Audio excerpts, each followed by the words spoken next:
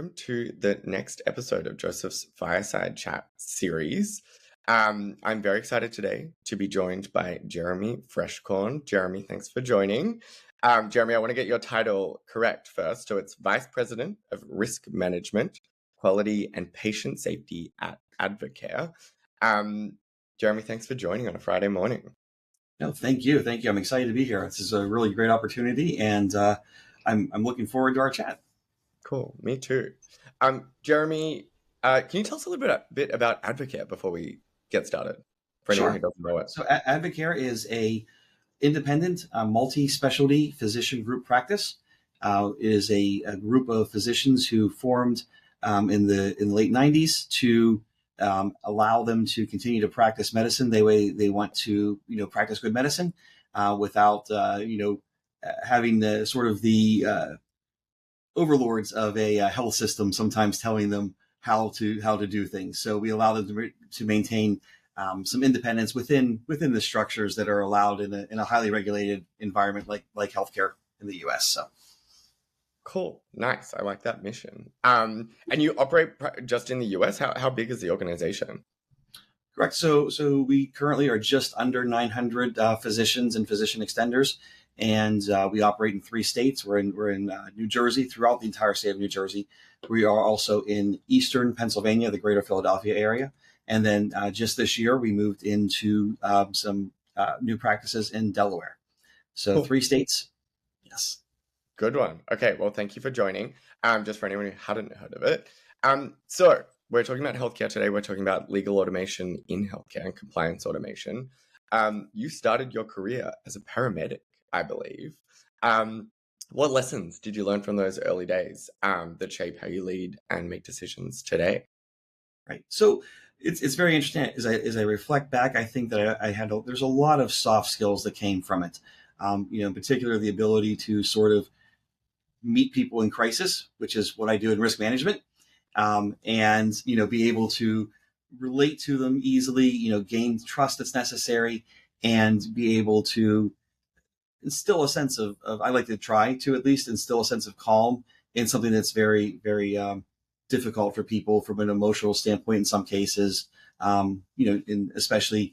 Again, I deal with folks who, when they first receive notice of new litigation, and a lot of times these are people who may not have ever been sued before, or not familiar with the legal system. So it's very intimidating for them. And, I think those skills from being a paramedic sort of transfer over in that respect. And I think the other probably skill is maybe the learned ability to remain calm in crisis or in periods of time where there's a lot of excitement going on, or people are a little worked up sometimes. It's sort of my job to be there to sort of remain calm and keep everybody under, so they don't get too out of control with things sometimes. So, but it's been good in that respect. Obviously it brings a little bit of the healthcare aspect. I mean, not very, very different from physician practice in a lot of ways, but, it does bring a sense of understanding of the mission relating to patients. And I think that helps me relate to the people I work with a little bit better as a result. I love that analogy. I think that analogy holds true in a lot of situations, right? The like medical to legal. Even when we're talking about legal front doors internally and some of the work we're doing with you at Advocare, we often talk about triage, right? Like a triage nurse in an emergency department to Yes. a triage function in a legal front door. So I think obviously a very helpful background for you. We're obviously talking about healthcare, which is a very particular industry. You mentioned the words highly regulated. You're often having to balance things though, right? Even when you talked about the doctors who work within Advocare, the practitioners, you mentioned that they wanted a level of independence, but also they're working in a highly regulated industry, right? You're constantly balancing these things: patient safety, standards of care, business considerations, compliance, etc. How do you do that as the vice president of risk? How do you balance those things out? Sure. I mean, I think it's a group effort in a lot of ways. I mean, I work with a great team. My colleagues, in compliance within the rest of the legal department, and in other areas of our operations, practice operations, our folks in finance, even in IT, they're all really on the same page about allowing the physicians to have the ability to run their business the way they want to within the constraints that we're given. And it does take a team to do that. But on my end, obviously, it's a lot of conversations with folks and having, making sure they understand the reasons why. I think that one of the problems that happens a lot is that, everybody is short on time. And sometimes it's, people get to the point where they say, no, you can't do that, but never give someone the reason why.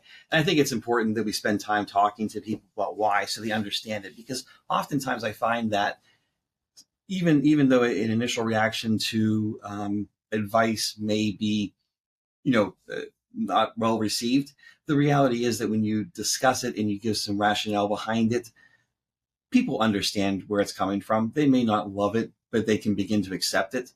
And often that's what changes the tide a little bit. So it's necessary to have those kinds of conversations and let people understand why we're doing what we're doing, why we're saying what we're saying.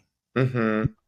That's a nice lead into what I want to talk about next, actually, which is like risk is such an important function, particularly in an industry like healthcare. I know one of our conversations, maybe last week or a few weeks ago, we were talking about the fact that, of course, it's highly regulated, but also you're dealing with something incredibly important, right? People's health, their lives. So it really does matter. How do you demonstrate, though, the value of the risk function at Advocare? What do you do to communicate that to your stakeholders? Sure. So I think, again, a lot of times people interact with me in times where they get bad news. So a good majority of what I deal with on the risk side is litigation. It's claims. I mean, it could be, a broken sprinkler pipe in the office in the middle of winter that, makes, the wallpaper fall off the walls, right? Those sorts of things. And, it's interesting because I think that's when they recognize sort of the function that I play when it comes to helping them through those processes. So obviously, I think those folks kind of understand it then. More what I do is simply talking to folks about how to reduce their risk, how to understand what their real risks are, and ways that they can understand it better and act on it. And it's sometimes it's about understanding their exact issue and in making sure that we're addressing their problem that may be unique to them. And that is actually the value that I think we can bring is sometimes customized solutions. Even though we're becoming a larger organization, continue to grow, it is important that we give people customized individual solutions for their scenario. And I think that's a lot where the value comes from. I think what the organization has done a great job in the last few years. I think we've really people have become more aware of the risks that they face, and sometimes that's a challenge because there's this concept of risk tolerance, and sometimes risk tolerance is very high, and it's not intentional. It's because people don't understand the risks. So part of what I do is make sure they understand what the risks truly are, and then they will immediately understand why they need to address them. That is a fascinating perspective. The risk tolerance is extremely high, but only because they don't understand the risks involved. Yeah. Right. So educating people, helping them see. I also really like the point about making sure that we continue to provide customized, personalized advice. I think that's really critical, even in the context of, which might be surprising to some of our listeners, that in the context of automation and AI and building these big systems, that personalization is still really critical. And I think it is on two levels, right? One is you can build that into the systems. Obviously, it takes a bit longer. You can build that into the systems, but also by taking out some of this churn work, which we spend a lot of our time doing, you can then take the time to go and sit with the practitioner who's being sued, or go and work on, whatever the broken pipe, and make sure everyone's okay, in a way that you couldn't otherwise. Yes. So I think that's something critical that we shouldn't forget. No, I agree. With that said, let's move on to automation. So Advocare is using Josef. The scale of this project is something that excites me, which I want to get to in a minute. But let's just start with the basics. So I think first up, we're building two employment agreement generators. Is that right? Yes, correct. Beautiful. Tell me about those. What inspired them? What are you building? What's the experience like? Sure. So this was a unique business need, and really what we found is that in healthcare, recruitment of physicians, recruitment of extenders, physician assistants and nurse practitioners is increasingly difficult. And, we are competing. So our individual care centers, our practices are competing with health systems, with large employers, and we found that it's necessary to get contracts in people's hands early. And that was one thing that was a challenge in the traditional methods.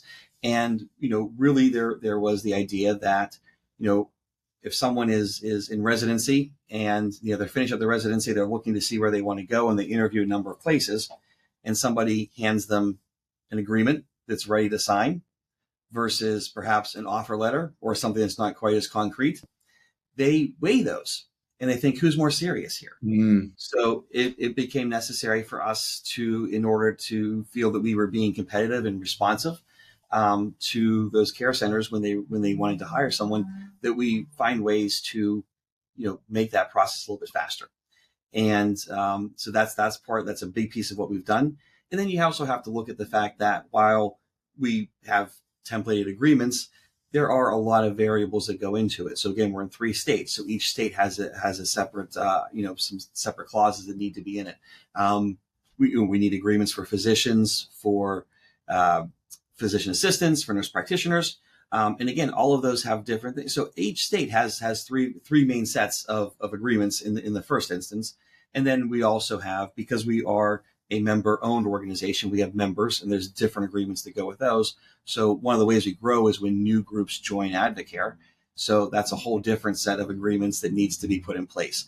So although a lot of these have similar information in them, this is a way for us to develop, the bot to take that information and be able to ingest it and put out these employment agreements a lot faster and draft them for us a lot faster with information. And again, so the team that handles that, they're very busy. And this gives them the opportunity to really concentrate more on the direct communication and follow up, while not having to spend as much time on the front end, gathering the information that's necessary to move the process forward. So, this is an opportunity for us to be able to compete and get those agreements in somebody's hand once we're ready to make an offer.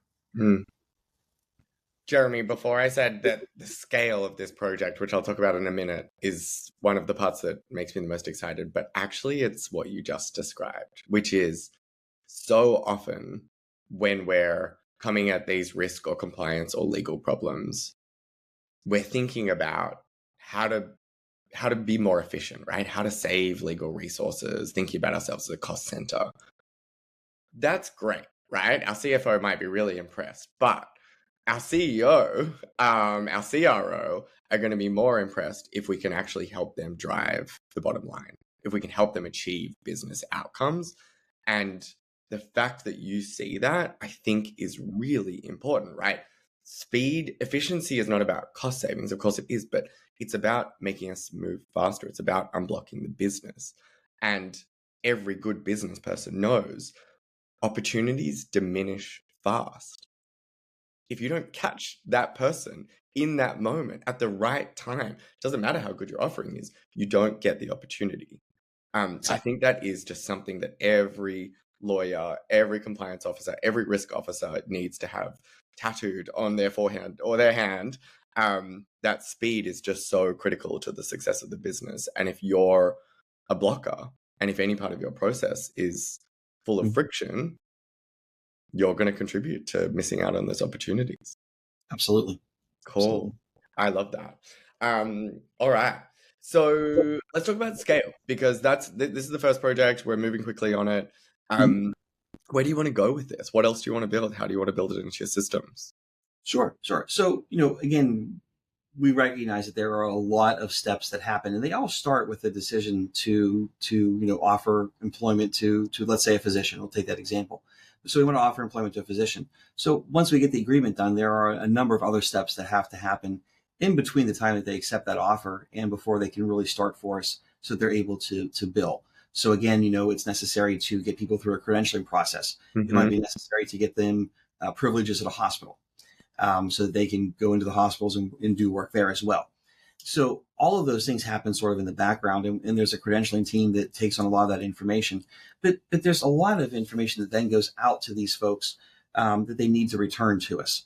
And so again, let's take the example of somebody who's a resident at the time that they're interviewing for jobs. So they're very busy in residency. They spend a lot of hours in the hospital, and then they're trying to handle these questions on the side. So they're getting applications, let's say, the malpractice application that our insurance broker sends to them, where they're filling out the same information they just filled out on, the employment or the credentialing applications. So all of those things, this is the opportunity for us to really bring those into one place, get that information so it can go out to the teams and accelerate the process, but also reduce the burden on the then applicant and future employee of the company. Because and again, the sooner we can get this information in, the sooner we get them credentialed. It's very time sensitive. So if we have to wait for someone to respond back to us, that's just time that sits with that not moving forward.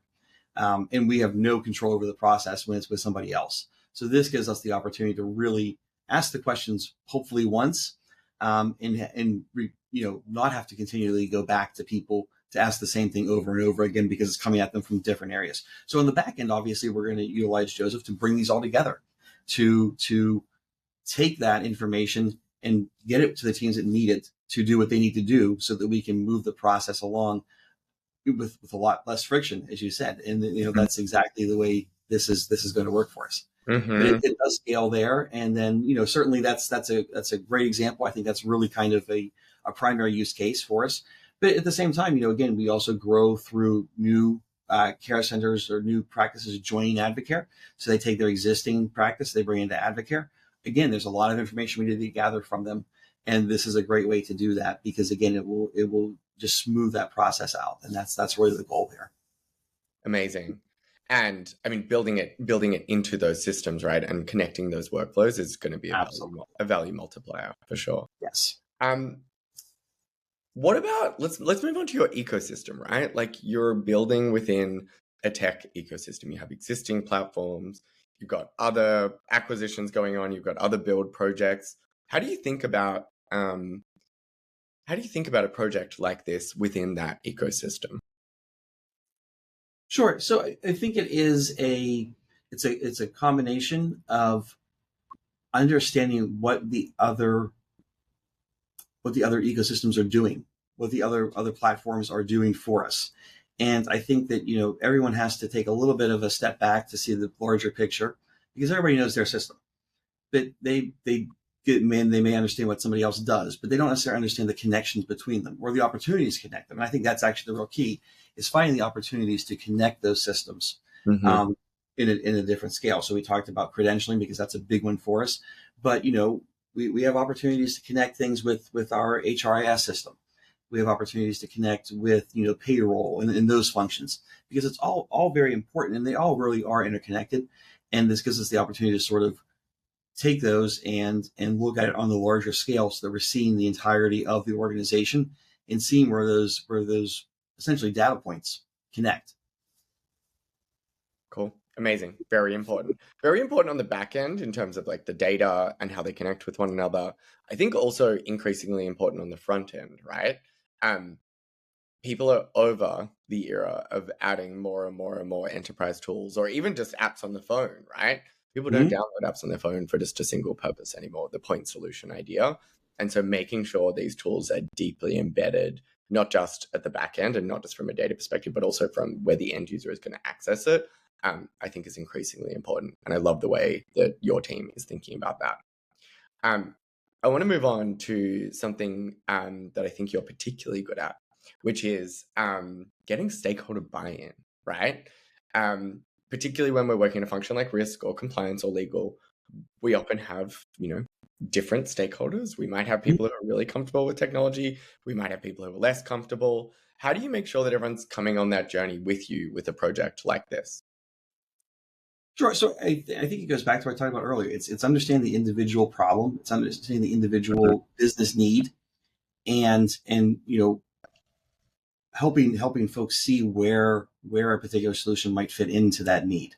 Mm. And I think that when we were talking about Joseph, and I spent a lot of time talking to my colleagues about it to make sure they were on board and that they were in agreement that this would be what we were looking for. But we talked about use cases for their individual areas, and we talked about how we can use this to solve their pain points, and that was the best way to get buy-in, was those individual examples, because it's very easy to sit back and listen to a pitch, so to say, right, for some other area's solution. But until you understand how it's going to interact with what you're doing on a daily basis, or understand something that maybe you don't think is relevant, but once you do see the relevancy, it makes it a lot easier to get on board with. That's actually the key. So it's really it's a communication thing, as with much is communication. But it's very important that folks understand how the product is going to, or how anything really, any solution is going to interact in their area, so they Yeah. can see outside of their silos. Cool. It is a communication thing, but I think also you're underselling it. I think it's more than that, right? It is taking that, because you deeply understand the value of this project to the business, but to get all those stakeholders to buy in, you have to connect that to their daily experience of that opportunity or risk or pain point. And that was the light bulb moment. I think it's very insightful. People are always simpler than we think they are. Very good. One thing you mentioned, which we haven't talked about, Joseph, right? Why did you go with us? What was the reason for choosing this technology? Sure. So I think it really was. I think it was even throughout the course of discussions, we realized the willingness of Joseph to work with us, to come back with we can do that, and a very good idea of the creative solutions.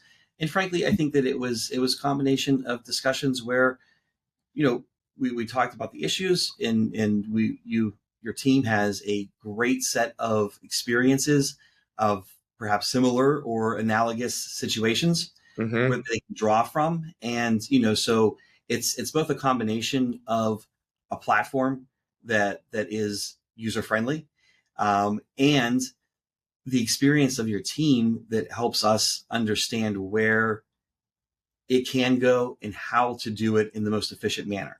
Mm-hmm. And in my mind, I have this tendency to overcomplicate things.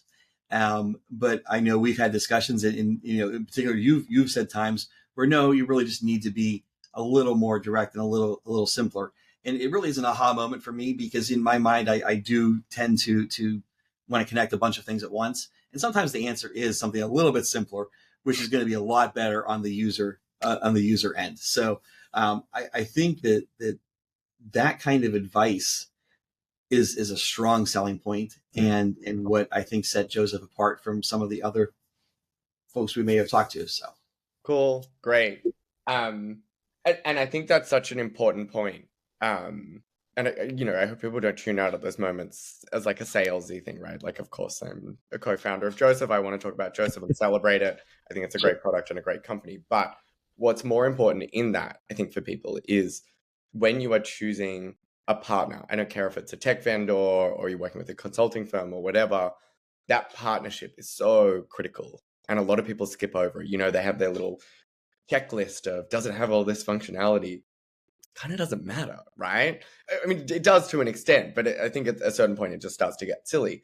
If it's got the functionality you need for the project, put that to the side and then find the team who's going to help you get to value fast. Because it doesn't matter how good the platform is. If you're building complex automation projects like this, you're going to build yourselves into knots. And if you don't have the right skills, either internally or with your partner organization. So I think that's a great bit of advice. I also think, yes, go simple early, but also systems thinking of the kind that you're particularly good at is incredibly helpful for us as which I know we're doing right now with you, like mapping out where this is going to fit. We're not just building, an employment agreement generator, right? We're building an onboarding workflow that is going to plug into all of your different systems. exactly. So I think both modes are very important. No. Okay, Jeremy, I've taken enough of your precious time, so I've got one final question for you, which I end with all of my interviews for fireside chats. AI, automation, healthcare. It's taking an increasing role, not just in our space, in the compliance and risk space, but also in actually the provision of healthcare. What's one question we should be asking ourselves, but we're not? So I think when it comes to AI, that there has been so much out there. It is an area that is such a hot topic. I don't know this is something that we've not asked ourselves, but maybe something we haven't asked ourselves often enough. And the, I find that right now a lot of solutions are not necessarily tailored to real business needs or real problems. Mm-hmm. And we've seen this. We've seen vendors come to us with products that offer a lot of promise, but don't necessarily hit the mark when it comes to meeting the actual needs of the business. So, I sit on, one of the administrative staff on our AI governance committee. And, of the things we talk about, it's very important that it actually meets the business need. And a lot of products that we've seen, people want to bring to us don't always do that. Mm-hmm. So I think it's important that we do that. And then, obviously in healthcare, there's a ton. And I think that, certainly in the healthcare space where it interacts with AI, it's been talked about significantly in the last few years. But, there's a ton of risk out there, and there's a ton of hesitancy. And I think that people just have to understand to balance that. It's interesting for me because, personally, I love innovation. I love new technology. I love seeing what's out there, what's new, and having a chance to play with it. At the same time, professionally, I'm in the position where I sometimes have to put the brakes on something and say, we need to look at this further. And, I never want to stifle, that. But at the same time, healthcare is important. We have an obligation to our patients. And, we have to provide safe care. We have to do things in a way that it remains safe and protects the patient first, but also protects the organization and, our providers. Mm-hmm. So it's an interesting balance of those things. And I think striking that has been a very interesting walk in these sort of early days of AI. Frankly, in a few years, I don't know we would have the same conversation, and I hope we don't, right? But I think that in the short term, it's really making sure that whatever add-on platform, whatever there is, really meets the needs for the organization. Yep. And protects the patients. Yeah, critical. I mean, and those are completely aligned, right? As well. I think it's a really important insight, Jeremy, and something I see a lot. I think with the advent of AI and also the rush of money into AI, we've seen a lot of people enter the space and enter particular verticals with their solution. Mm-hmm. And from an engineering perspective, what these people are building is incredibly impressive, right? You can see that they're in love with the engineering problem, but they're not necessarily in love with the business problem. And if you're not in love with the business problem, you're not going to build something that's valuable. And I think that's really something to keep an eye on as well. And also ties back to what you were saying about Joseph, right? Not as like that we, I was a lawyer for many years. I advised healthcare companies like Advocare as a practitioner. Like we understand this business problem, and that is what we wake up every day to solve. Of course, we're also obsessed with the engineering problem, but I think combining those two things is super critical to a successful project. Okay, is there anything we talked about that you that we didn't get to? No, I think we've covered a lot. I really appreciate it. Cool. Amazing. Jeremy, thank you so much for your time today. Always a pleasure to chat. And we should book in another fireside in 6 months to see how it's all going. Sounds great. Sounds great. Amazing. Best of luck with it all. Thank you. Thank you so much.